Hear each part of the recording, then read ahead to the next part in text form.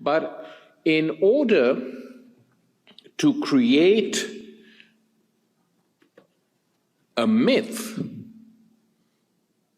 to justify the existence of the state, the Zionist leaders of Israel had two arguments. One, that these were biblical lands, i.e. historically belonging to the Jewish people.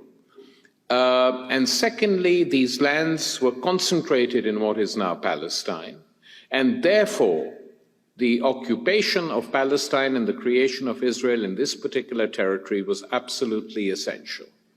Now, many of us argued against it, Edward Said argued, but we don't matter.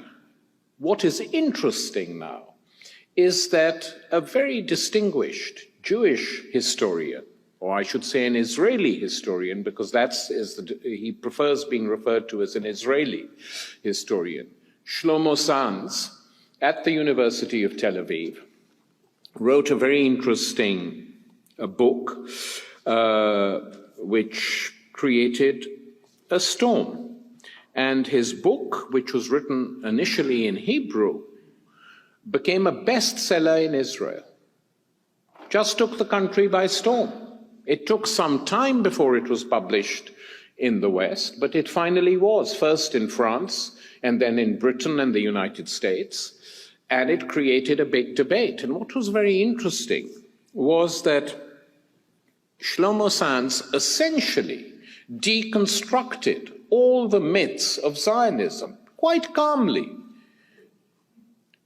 And he said, look, we shouldn't use these myths to justify the existence of Israel. Israel is here to stay. I think all the citizens of Israel, whether they're Jews or Palestinian Arabs, Christians, Muslims, should have the same rights, and we should stop the right of return, that if you're a Jew, you can come back to this land. It's crazy, he said, because, why should we do this anymore?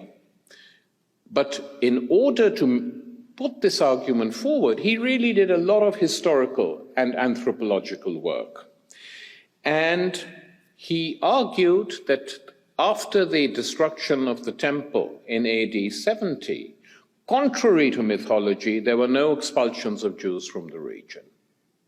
He pointed out, correctly, that the Romans were not in the habit of expelling populations from lands that they conquered because they were very intelligent and they needed cultivators and people working the areas because the Roman legions didn't do that. And he said, not only were there no expulsions, but at the same time, there were Jewish communities numbering 4 million people, which is a huge amount for those times, in Persia, Egypt, Asia Minor, and elsewhere, who stayed put. And he then argued that the notion that the Jewish faith, after the separation of the reform movement known as Christianity from it, didn't believe in proselytization is totally false. They did. Many people were converted, some converted themselves, and that the Ashkenazi Jews in particular grew out of the mass conversions on the edge of the Caspian Sea between the 7th and 10th centuries of the Khazars, who finally adopted Hebrew and converted to Judaism wholesale. And these are the Ashkenazi Jews who peopled Europe and the ghettos of Europe and who suffered under the Holocaust and all that. These are those people, descended from the Khazars. So he said they in particular, who formed the bulk of the Zionist movement, had absolutely no connection with the Arab lands at all. Then he went even further. So he said, if Palestine is not the unique ancestral homeland of the Jews, what happened to all the Jews in these countries? And here he comes up with a devastating explanation. He says, by and large, in their majority, they converted to Islam. They converted to Islam, most of them, not all of them, as many other people did in that region at the time. And he says that the Palestinians, who we have been expelling and oppressing, are the direct descendants of the Jews who used to actually live in this land. It's a remarkable book, and it's created a huge debate. And the debate, he says, is not in Israel, and it's interesting this. Most Israeli historians accept that this is accurate.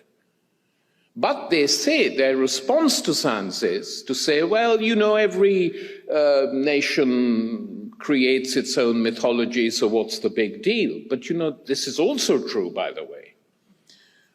But this mythology is very potent and very powerful because this thing that it's unleashed is still going on. I mean, no one would mind the mythology if everything had been settled and some agreement had been reached. But because it hasn't, it becomes a very disruptive force. And Shlomo Sands himself is by no means a radical figure.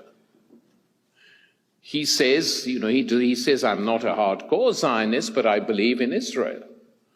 Except that I think all citizens should have equal rights. And you can't say to the Palestinians, don't come back from lands that were taken away from you, as long as you keep saying to Jews, wherever they may be, in whichever part of the world, you can come back whenever you want. And he said that's why he wrote the book, to fight for equality. And the big attacks on the book have come from the diaspora. I mean, the New York Times ran a big review of it, which created a huge controversy. And in France and in Britain, there was no controversy at all. By and large, it was accepted that what he said, argued, was true. I mean, all the historians who reviewed the book said it's accurate. I mean, you know, you can't sort of catch him out on history because we accept this. But the diaspora was angry that this had even been said, to which Sands replied very sharply, well, if you're so keen to say that I'm wrong and what I'm doing is harming Israel, why don't you put your money where your mouth is and leave the diaspora and come and settle in Israel? He said, if you're that keen on the country, why don't you come and live there? We live there, and we know how we live. And I'm saying, he said, that how we live is not good either for us or for the non-Jews in that part of the world. And that is why I've written my book. Now, he's a very courageous guy, by the way.